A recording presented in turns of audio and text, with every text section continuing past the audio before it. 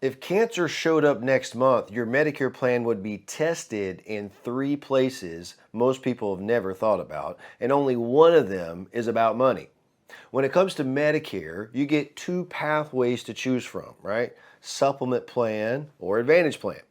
And depending on which you're on, the experience and the costs will be very different. Who can treat you, what gets approved, and whether you're covered for chemotherapy.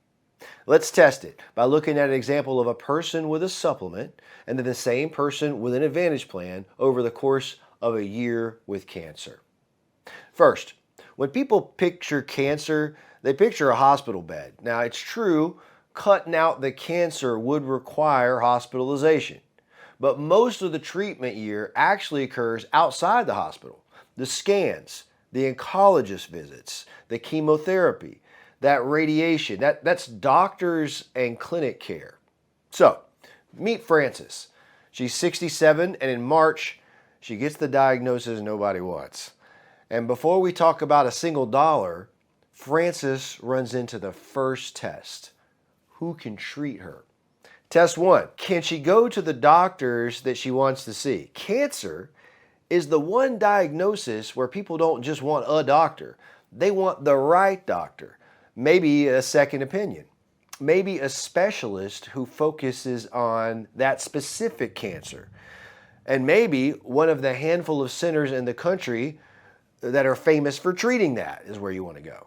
So if Frances has original Medicare with a supplement, her answer is easy. Any doctor, any hospital, any facility in the country that takes Medicare. And about 96% do. No referrals needed. If she wants a second opinion from a specialist 2 states away, she goes and gets it. If Frances has an Advantage plan, the answer is who is in the plan's network. And here's the part I need you to hear because it surprises people every time. Some of the most respected cancer centers in the country don't take Medicare Advantage plans. The Mayo Clinic doesn't accept an Advantage plan from any carrier, for example. And one more thing about networks. Her doctors can leave the network in the middle of the year, but she can't change her Advantage plan in the middle of a year. So patients tell me how unfair that feels, and I get it. It's important you understand that. Now, test 2. Can someone say no to the treatments? Her oncologist builds a treatment plan. And on original Medicare with a supplement, if Medicare covers it, it moves forward. There's no step where an insurance company reviews her doctor's orders first, no gatekeeper. On an Advantage plan, a lot of what her doctor orders will require prior authorization. Essentially, it's ways they can say no or hoops to jump through to get what she and the doctor are asking for. Now, most of the time, it gets approved, or it gets approved on a re-request. You have to appeal. But the clock is ticking. And when you have cancer, and there's a gatekeeper between, Frances and her desired treatment, the delays that can occur as you await approvals can be a big deal. And don't just take my word for it. Just Google prior authorization Advantage plans and prior authorization cancer and see for yourself. So that's who treats her and who approves it. Now the test everybody expects. What does it cost? And this one has a twist most people never see coming. Chemotherapy is often the big one. On an Advantage plan, most people expect a copay. $30, $40, maybe a few $100s, but not on chemo. Advantage plans require you to pay 20% of all your chemo costs. So an average person undergoing an active IV chemotherapy on a Medicare Advantage plan will typically pay between $4,600 and $6,600, or until they reach their annual max on the plan. If you hit your annual max on the plan, you don't have to pay anything for the rest of the year. The annual max, though, for many Advantage plans is over $7,000. Many are closer to $10,000. And also note, if you hit your annual max late in the year, like November or December, then it's not helping you much because it's going to start over January 1. So you would have hit that annual max, and then you'll have to hit it again before you're done with all costs in the next year. Same cancer brand new meter, right? So you hit it once, then you're going to hit it again. So don't ask what a bad year costs. Ask what a bad 24 months costs. So if you get an Advantage plan, you should strongly consider, as a result, getting a cancer policy while you're healthy enough to qualify. It's only about $25 a month when you're turning 65, and that rate stays fixed for life. Because if you get a cancer diagnosis, it's going to be too late to add it then. Hold on to that for a minute. On original Medicare with the supplement absorbs all the treatment costs. Francis pays the Part B deductible, which is currently $283. And after that, all the costs are handled. Everything is covered. If she has Plan N instead of Plan G, then she'd pay $20 per chemo treatment. Still very affordable. One more piece of the cost picture, because this is where people get the wrong idea. A lot of cancer treatment now is also a pill you take at home. And those pills don't run through B. They're not through the medical portion of your coverage at all. They run through the drug plan portion of your coverage, Part D. So, separate ceiling for drugs. For drugs, the most you can spend in a year is $2,100. 2027 is going up to $2,400. That's the most you can spend in a year on your drugs. Now, this drug plan annual max, by the way, is true whether you have a supplement or an Advantage. It's just how Medicare is built. Drug coverage always has its own separate deductible and max out of pocket.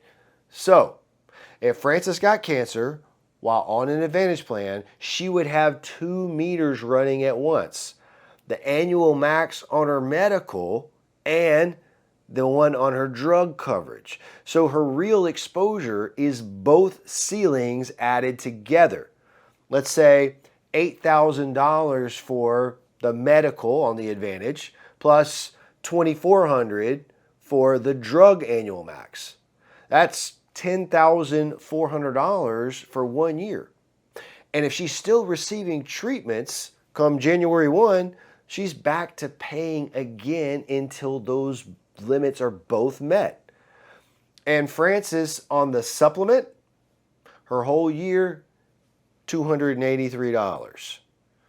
$10,400 versus $283. Same cancer, wildly different bill. Now, I know what some of you are thinking. Chris, one bad year isn't the whole story. If I had a supplement plan paying $100 a month plus, what about all the years I'm healthy paying for a supplement I barely use? And that's a fair question, and I get why. So let's answer it straight. If you win in the lottery of life and stay healthy for the next 20 years, the cheaper monthly path of the Advantage plan wins. Advantage plans are cheap, low cost for the doctor office visits, and they only get expensive if more complicated items do arise. And regarding cancer plans, the biggest knock on those is pay it or lose it, right? So pay for 20 years on a cancer plan, never use it, and all that money was for nothing. Well, here's the part almost nobody knows. Some cancer plans offer a return of premium rider. So you pay a bit extra a month, but then it gives you the option that after a certain number of years pass and you never had cancer, they'll give you all of your money back, every dollar. That's the use it or lose it problem solved for the cancer plan. Now, one more thing. Frances's year teaches us, and this is the one that decides everything. You can't fix any of this after the diagnosis, right? The natural plan is I'll take the cheaper coverage now and then upgrade if I ever get sick. But here's why that almost never works. To move from an Advantage plan, to a supplement plan later, more comprehensive coverage. In most states, the carriers are going to make you pass medical underwriting, right? It's an electronic medical background check on your treatment history, prescription history, and a cancer history is at the very top of what it looks for. That exact thing that makes you want to move to the better coverage is the thing that can block you from getting it.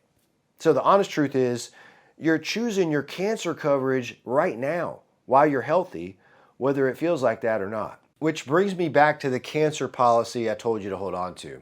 The piece I add for my own clients, and it works on either path. A cancer plan. It's got a simple job. A covered diagnosis pays a lump sum of money to you. For about $25 a month, for example then, France's plan would pay her $10,000. So her diagnosis gets her $10,000. And notice what cash can do. It can pay toward both of those max out-of-pocket meters. And it can pay for the things no Medicare plan was ever going to touch. For the travel, for example, if the center that treats her cancer best is hundreds of miles away, then it'll give her money to pay for those things. The lodging.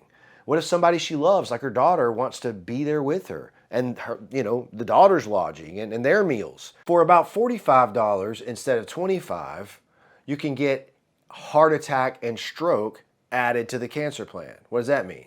That means if you have a heart attack or a stroke, you get $10,000 lump sum for that as well. So $25 a month for cancer or $45 a month for cancer, heart attack, stroke, all in one combination. And again, the rate stays fixed for life for what you put in place. Now let me tell you straight who this really fits, who it's for, and who it's not for. That's my job. If you got plenty of savings to stroke a check for $10,000 to $20,000 in a bad scenario where treatments linger from 1 year to the next, then you don't need a cancer plan. Just use your savings. But if paying that much money would put you in the hole, then get a cancer plan. They're less than $1 a day. They're not very expensive, and the money is often worth the peace of mind. And you can always add the return of premium rider to get all of your money back if that cancer never occurs. So, here's the test. 3 questions. Could you get to the doctors you actually want, not just a doctor? Would anything stand between you and what your doctor orders, prior authorization requirements? And if the bills came, do you know where they'd stop? If you can answer all 3 about your own coverage, you're in better shape than almost everybody. If you can't, that's what I'm here for. What we're evaluating here is what your coverage decides for you on potentially the worst news of your life. Who treats you, what gets approved, and where it stops. And by that day, it's already been decided. Now, everything today was about treatment, but there's a second half nobody warns you about. What happens if you need an extended stay at a facility or help at home, somebody moving you in the bed, changing your bedpan? Nursing home care and home health care are a different animal. Medicare treats that completely differently. And I made a whole video on it. It's right here. So click that, watch that one next. Or if you want to speak with me and have me evaluate your situation, my number's on the screen. Call me and we'll take a look together. My help is free.